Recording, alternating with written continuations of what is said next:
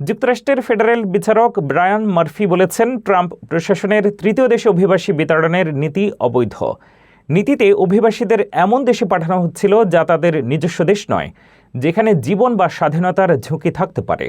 মামলা অনুসারে ডিএইচএস এর নীতি পর্যাপ্ত নোটিশ বা নিরাপত্তা দেয় না। রায় ক্লাস অ্যাকশন মামলার অংশ এবং আপিলের পর বিষয়টি সুপ্রিম কোর্টে যাওয়ার সম্ভাবনা রয়েছে। যুক্তরাষ্ট্রের এক ফেডারেল বিচারক বলেছেন, ট্রাম্প প্রশাসনের তৃতীয় দেশে অভিবাসী পাঠানোর নীতি অবৈধ। নীতি অনুযায়ী ডিএইচএস অভিবাসীদের তাদের নিজস্ব দেশ নয় এমন দেশে পাঠাচ্ছিল, যা মানুষের নিরাপত্তার জন্য বিপজ্জনক।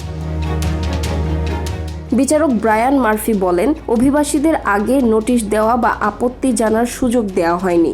নতুন নীতি শুধু বিশ্বাসযোগ্য আশ্বাস থাকলেই যথেষ্ট বলে ধরে নিয়েছে, কিন্তু এর নিরাপত্তা নিশ্চিত নয়। তিনি বলেন, সংবিধান অনুযায়ী মানুষ সরকার থেকে এই প্রশ্ন জিজ্ঞাসা করার অধিকার রাখে।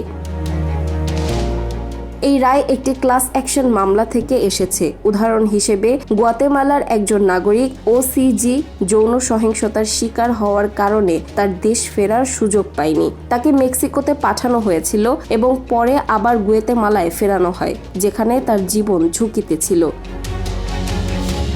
বিচারক রায় 15 দিনের জন্য স্থগিত করেছেন, যাতে ডিএইচএস আপিল করতে পারে। মামলা সম্ভবত ইউএস সুপ্রিম কোর্টে যাবে। মার্ফি বলেন, এই নীতি সংবিধান এবং অভিবাসন আইন লঙ্ঘন করছে। আইনজীবীরা বলছেন, এটি স্পষ্ট বার্তা যে প্রশাসনের তৃতীয় দেশ অভিবাসী পাঠানোর নীতি অসাংবিধানিক।